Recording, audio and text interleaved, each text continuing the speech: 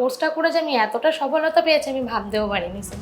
যে আমি একটা পেশেন্ট দেখেছিলাম, তার হাঁটু যন্ত্রণা যে অনেক কবার পড়ে গেছে, তো অনেক ডাক্তার দেখিয়েছে, সে ঠিক মতন হাঁটতে পারতো না, না দেয়াল ধরে ধরে হাঁটতে হতো, বিছনা থেকে যখন নামবে তাকে গড়িয়ে গড়িয়ে নামতে হতো, সে ঠিক মতন নামতে পারতো না। মিনিমাম উনি 3 মাসের কাছাকাছি উনি অনেকটা ক্লিয়ার হয়ে গেছে। উনি আগে ট্রেনে পর্যন্ত উঠতে পারতো না, সেই মানুষ এখন টোটোতে এতটা উঁচু সেইখানে উনি উঠতে পারছে, বাসে উঠতে পারছে, এটা দেখে আমার খুবই ভালো লেগেছে। চাকরি তো মানুষ সবাই করে, তো তার বদলে নিউট্রিশন কোর্সটা অবশ্যই করা উচিত। তার ফ্যামিলি রয়েছে, ফ্যামিলিকে সে কোনো মেডিসিন ছাড়া সে সুস্থ করতে পারছে, সে নিজেকে সুস্থ রাখতে পারছে।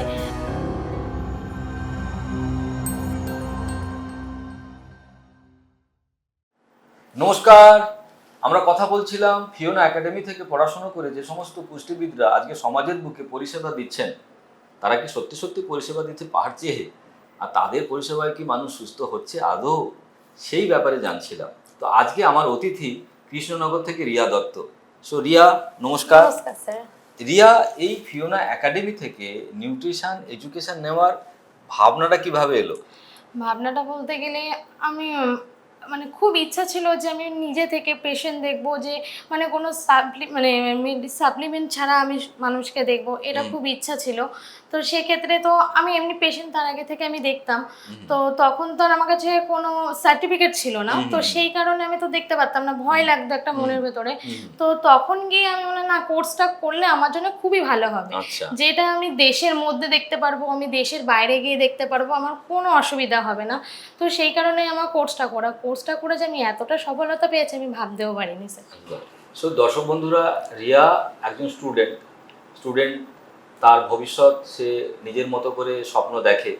রিয়ার স্বপ্ন ছিল সে এই ধরনের কিছু মেডিকেল লাইনে প্র্যাকটিস করবে, কিন্তু সেই জায়গায় সেরকম সুযোগ সুবিধা পাচ্ছিল না।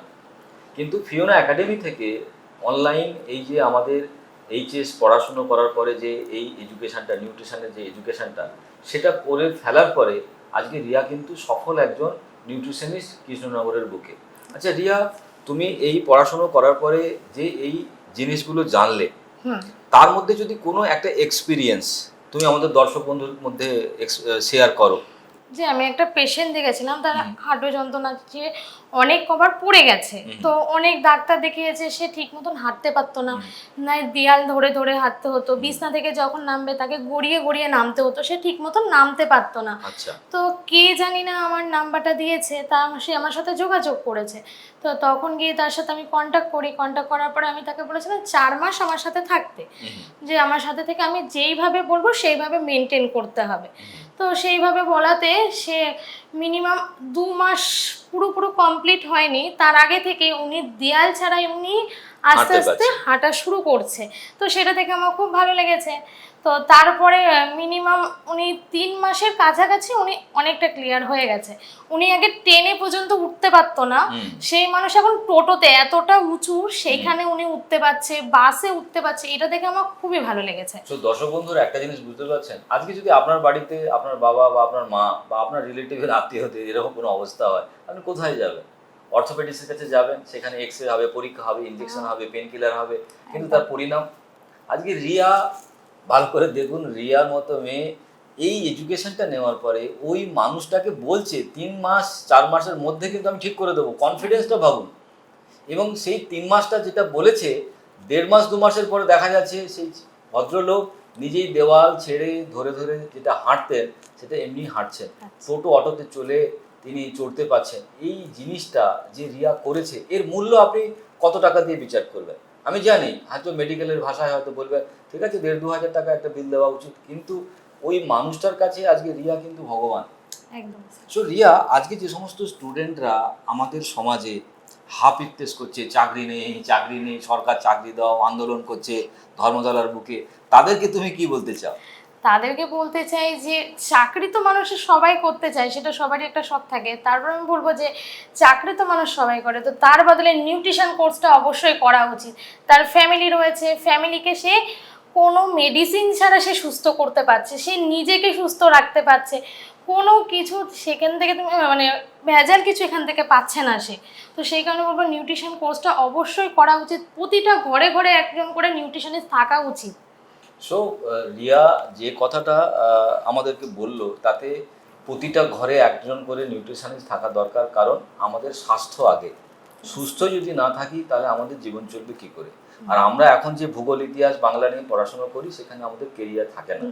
আজকে ফিওনা একাডেমির এই যে এডুকেশন কোর্স, এটাকে বলছে কেরিয়ার ওরিয়েন্টেড এডুকেশন। সে এই এডুকেশনটা কিন্তু আজকে রিয়া করে নিজেকে প্রতিষ্ঠিত করতে পেরেছে। সো ধন্যবাদ রিয়া। Thank you, আজকে sir. রিয়া আমার অতিথি। রিয়াকে আমার তরফ থেকে একটা ছোট্ট উপহার, আমার লেখা বই দ্য র ফুড লাইফ, কেমন করে কাঁচা খাবার খেলে আমরা সুস্থ হয়ে বাঁচতে পারি, সেই সম্বন্ধে এই বইটা লেখা। দর্শক বন্ধুরা, আমরা রিয়ার কথা শুনলাম। যারা যারা রিয়ার সঙ্গে যোগাযোগ করতে চান, আপনাদের বিভিন্ন রকম সমস্যা নিয়ে, তারা যোগাযোগ করতে পারেন। রিয়া, তোমার ফোন নাম্বারটা যদি তুমি বলে দাও। 9339504082. সো দর্শক বন্ধুরা, যারা বুঝতে পেরেছেন বা যারা বুঝতে পারেননি, তাদের জন্য আমি নাম্বারটা নিচে দিয়ে দেবো ভিডিওর সঙ্গে। সো আপনারা যারা কৃষ্ণনগর, নদিয়া, এই সমস্ত মুর্শিদাবাদ এলাকায় থাকেন, আপনারা ডিজিটালি যোগাযোগ করতে পারেন, কোনো অসুবিধে নেই। সো আজকে আমরা এই যে সাক্ষাৎকার এখানেই শেষ করব, তার কারণ এরপরে আমরা প্রচুর নিউট্রিশনিস্টদের সঙ্গে কথা বলবো এবং জানবো তারা ফিওনা একাডেমি থেকে পড়াশোনা করে তাদের ভাগ্যকে কিভাবে পরিবর্তন করেছে। সুতরাং এখানেই আমি আজকে আমার ভিডিও শেষ করছি। নমস্কার।